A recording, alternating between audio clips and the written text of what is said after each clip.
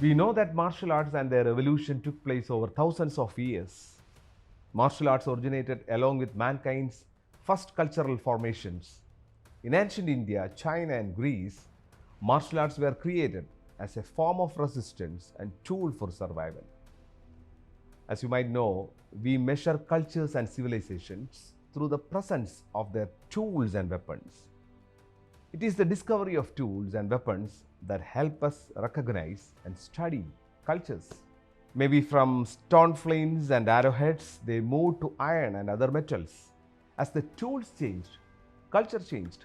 Civilizational history is a history of conflict. It is the history of war. Along with wars, the arts related to war developed. The cave paintings and other pictographs from ancient cultures around the world show that military training or martial art training was an integral part of the society. Naturally, such training must have existed before they were committed to paintings by artists or even cave dwellings. So we can consider the Paleolithic Age. Spears were a prominent weapon during the lower Paleolithic Age. Dhanush or bow and arrow and associated Dhanur Vidya become significant in the upper Paleolithic Age. So, as far as Bharata is concerned, historians state that Dhanur Veda developed alongside Yajur Veda in between 1700 and 1100 BC. It is the Veda of Dhanus or bow. It is an Upaveda of Yajur Veda. This Veda was compiled by either Bhrigu or Vishwamitra or Bharadwaja or Sadashiva. It has been attributed to many sages. The Dhanur Veda contains knowledge about Mushti Yuddha or bare hand fighting. And even the word Dhanur Veda means the fighting with bow and arrow. It has chariot based warfare, that is Ratha Chalana. It has Ashwa Chalana or horseback fighting. The text also discusses army formation or vyuhas.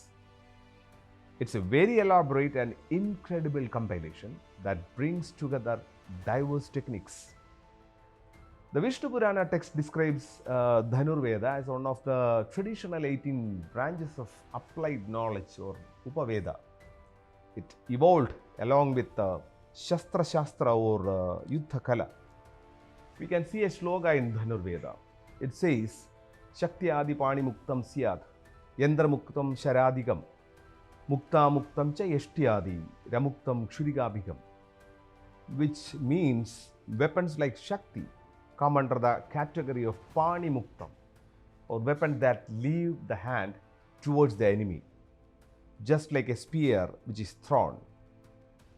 Then tool or Yandra propelled weapon are Yandra Muktas, like the arrow or Shara that is sent from a bow. Here the arrow gathers more strength as it is launched from a tool rather than the arm. There is another category that is Mukta Muktam, weapons like Iti, Valari, which are released from the hand but can be recovered. Think about the boomerang. Then comes Amukta weapons, which do not leave the hand, just like sword or dagger or churiga in Kalari. This expert says that Kalaripaitu weapons belong to the Amukta category of Dhanur Veda. This shows we were well-trained warriors, authentic.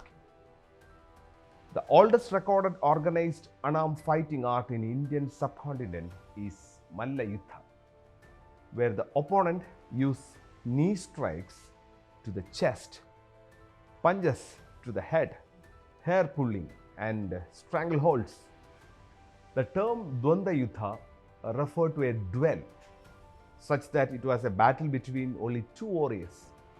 Epics often shows the Malla Yuddha in different situations. For example, Dwanda between Bhima and Jarasandha, the Dwanda Yuddha between Parashurama and Bhishma, Krishna and Jambavan, Bali and Dundupi. And in Manusmriti, it tells that if a warrior's hair knot comes loose During such a fight or duel, the opponent must give him time to bind his hair in between. Now we comes to Sangam period. The combat techniques of the Sangam period were the earliest forefather to Kalaripayattu. We can find the references in Silappadigaram, a Sangam literature which date back to 2nd century. But if we examine the Sangam era, literatures like Agampadal and Purampadal, Manimekhala, Kundalakeshi, Akananur, Purananur, etc., we can see the terms Kalam, Kalari, Kallipogina Kalari, etc. So this shows evidently Kalaripayattu flourished and was well established before the Sangam period. The first Sangam period or Adi Sangam era is attributed to Agastya, as it is the foremost sage who is the guru of Kalaripayattu, Silambam and Varmakalai. The Sangam literature, especially the Agananur and Purananur, describe the usage of spears, about the swords, shields, bows, and even Silambam in the Sangam era. The word Kalari appears in Purampadal in verses 225, 237, 245, 356, and in Agampadal we can see in verses 34, 231, 293, which describes a lot about the social structure. We can see the word Kalari Tattu denote to martial feat. Kalari Kore meant a coward in the war. Warriors in the Sangam era is specialized in one or more of the important weapons of the period, including spears, that is veil, sword, that is wall, shield, kedagam, and bow and arrow. In the Sangam literature, we can find several warriors who underwent systematic martial art training. Such military seems to have already been structured in society.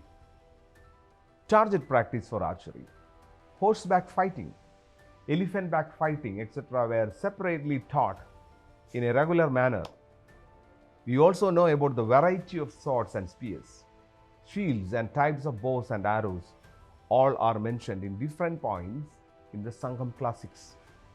So Sangam era is also known as a Veera Yuga. Bravery and courage in the battle was most prized. It was an era when mothers used to be happy if their sons died with a wound to the chest. They prayed for such a valiant death for their sons.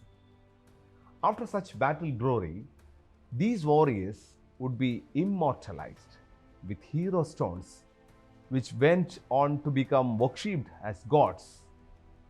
So we can say that such a martial arts culture became firmly rooted in southern India.